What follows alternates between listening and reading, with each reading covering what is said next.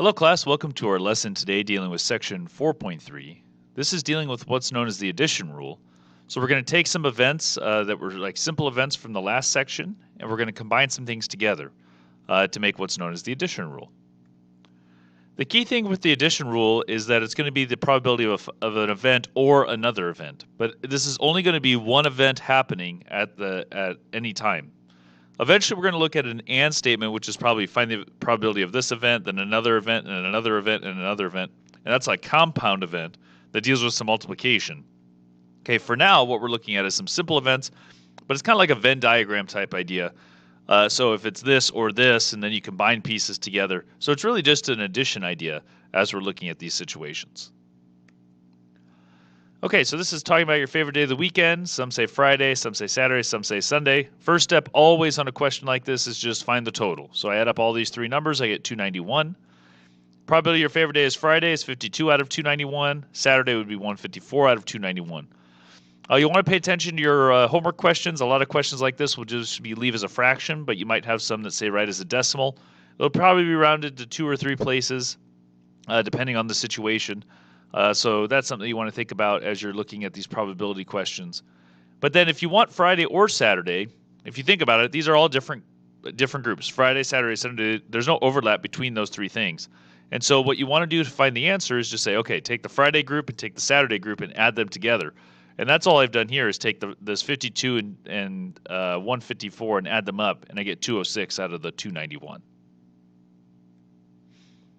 So these two events, the Friday, Saturday, are what is known as disjoint events. That's also known as mutually exclusive. Those are some terms that you want to know, because those two things cannot occur at the same time. Since there's no overlap, if you think about a Venn diagram, there's no overlap between them, so they're kind of separated. There's no in between. And so if they're disjoint, you just add them up, and that's really easy to find. You just take the first probability and add the second probability, and that would be the probability of the two events with an or statement in between. And so that's pretty easy if you're dealing with a question like this Friday, Saturday one. Okay, the next style of question typically has a chart. Now, some of these are a little confusing in your book and your homework because there's like some double negatives involved and like something here and then something else here. You have to think of this kind of like the Venn diagram approach. So I'll go through the mathematical approach and then we'll talk about the Venn diagram piece. I think that's probably the most helpful. So this is graduates of Purdue and IU, and if they like football or basketball more. First thing to do is find the total. I found the total by just adding up these 4 boxes right here, and I get 252.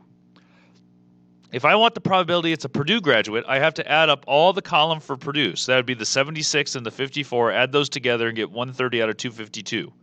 Don't forget, if the question says write as a fraction, it's always implied you simplify, so you're going to have to simplify that fraction down because they're both even numbers.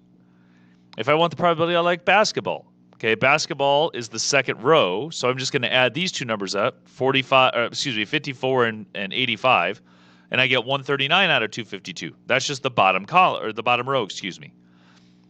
If, though, I want Purdue graduate or likes basketball, there's going to be a mathematical approach to this, and there's going to be kind of a common sense Venn diagram approach. Your textbook is going to focus on the mathematical approach, which is how the view an example is going to look at this.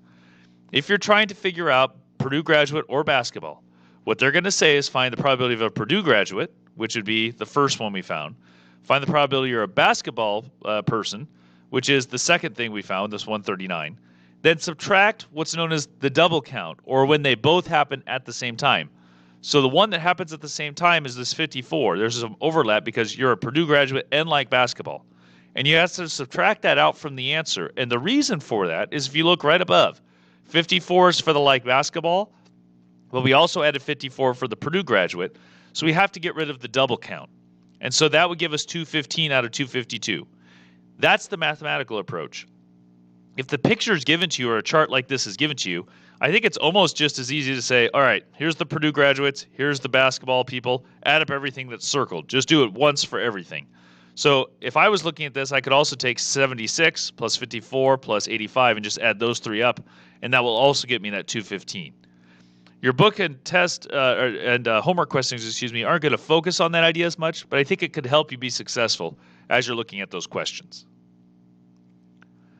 So here's really what the addition rule is saying. The probability of event A or event B is really probability of the first event plus the probability of the second event minus the double count, or where they both happened at the same time, because they were counted in both A and B. That was technically true when they were disjoint. We didn't have this last part in the equation, but that's because they never happened at the same time, so that part would have been 0. The other thing that you want to make sure that you understand is that OR statements use a U for union, and statements use it upside down U, which kind of looks like an A then, for intersection. Okay, so you want to start knowing those symbols, so union and intersection, OR and, to be able to figure out how to find answers with the addition rule. The other thing is complementary events. We talked a little bit about this in the first section. If you have a probability of an event and a probability of its complement, those two things should add to 1, because those are mutually exclusive. Either you're in the group or not in the group, and together that adds to everything. And if you know one or the other, you could always just do 1 minus to figure out the complement in any of those situations. Remember, complement can be with the bar at the top, it could be the prime symbol, the one apostrophe, or it could use the letter C to represent its complement. All three of those are the same thing. This idea works really well if they're disjoint or mutually exclusive. So let's use a standard deck of cards. Probability I draw a face card. So remember, there's jacks, queens, and kings. 4 of each, so that's 12 total. So that'd be 12 out of 52, which it becomes 3 out of 13.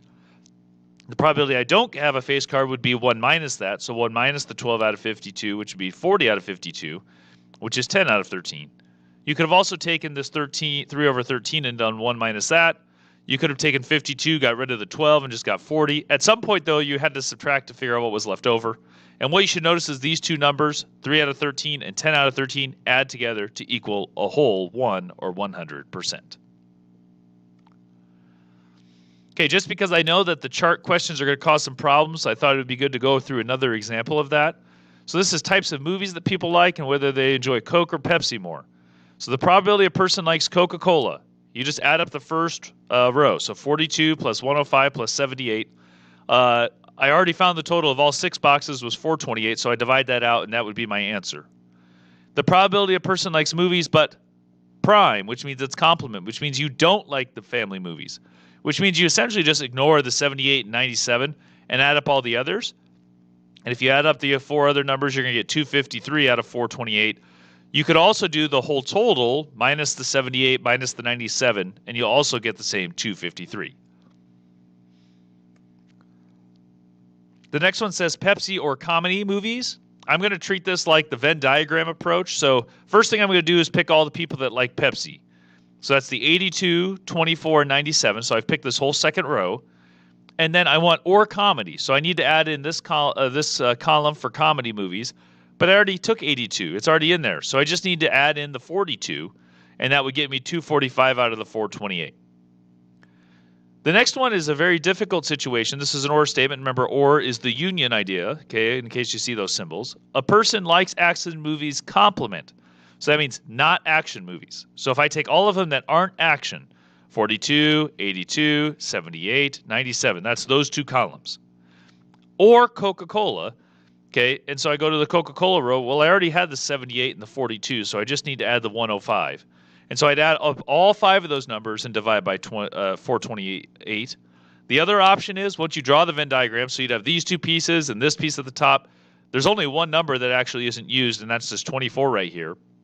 And that 24 could be taken out of 428 to leave you with 404 out of 428. Don't forget to simplify your answer as you find that. On questions like this, the expectation is you're going to show a little bit of work probably on a testing situation, so make sure you know how to get to that answer, not just be able to write the answer. Make sure you can explain how to get there in any test situation. I also wanted to review a few things about odds. This is similar to like Scrabble tiles, so it says a bag contains one letter for one tile, for each letter of the alphabet. You place a bet on picking a vowel. So first off, there's 26 letters. Second off, we don't want to get into an argument. Now, the English teachers and group is going to get a little upset here because the question becomes, what about Y? So, mathematically, the vowels have to be consistent, and it's A, E, I, O, and U. So there's 5 vowels. Now, the sometimes Y thing, okay, we're not going to deal with that, and I'm going to go to the ultimate authority on this situation. Okay, the people that know the most about vowels would be the Wheel of Fortune people. If you've ever seen Wheel of Fortune, there's consonants and there's vowels. And in the game of Wheel of Fortune, the letter Y fits with the consonants, which means, excuse me, that the vowels are only A, E, I, O, U, and that's what we're going to use for in the class. I know that some people would say this Y thing goes into play. I'm just using that to be consistent. So the probability that I win is 5 out of 26 because there's 5 vowels out of the 26 letters. The odds against winning is always ways you lose to ways you win. So instead of 5 out of 26, I need its complement, which is 21 out of 26 colon 5 out of 26. And I always simplify that down by getting rid of the denominators. So essentially what you're saying is if you play the game 26 times, you should win 21 and lose 5. That's kind of what it's saying when it means odds against winning with picking a vowel. The other thing that you're going to have to find is dealing with profit. So this says the payoff odds known to the company that they're giving out is 4 to 1. So that would be $4 profit for every $1 that you put in equals X over $15 I put in. Just cross multiply, 4 times 15 would be 60. So I should get $60 if I win. But if the payoff odds were the same as the actual odds, which would be this 21 over 5 instead of 4 to 1, I should end up with a little more money. If I take 21 times 15 divided by 5, I get 63. The company keeps the difference between that essentially to make sure they turn a profit. Okay, if you won, you're going to be happy anyway because you won. If you lost, you just lost your money. You don't even think about it probably. Okay, again, rule of thumb, you're probably going to lose, so don't expect to win. Okay, but when we're dealing with odds, it's always odds against, or typically ways to lose, ways to win, which is also profit to how much you put in or the bet. Okay, and then don't forget, if the question says how much money do you get back, that changes a little bit. For example, in this scenario, my profit's $60, but I would actually get $75 back because I have to take my investment and give it back. This would be similar to the stock market. If I put money in the stock market, I make $1,000. It's not like I just have $1,000. I have the amount of money I put in plus the $1,000. So that's something that you want to think about when it comes to questions that deal with odds. So make sure you know union, make sure you know intersection, make sure you understand the complement idea and how to add groups up. Those table questions, think Venn diagram approach. I think that's helpful. And don't forget that odds questions are going to keep showing up. Have a good day, everyone.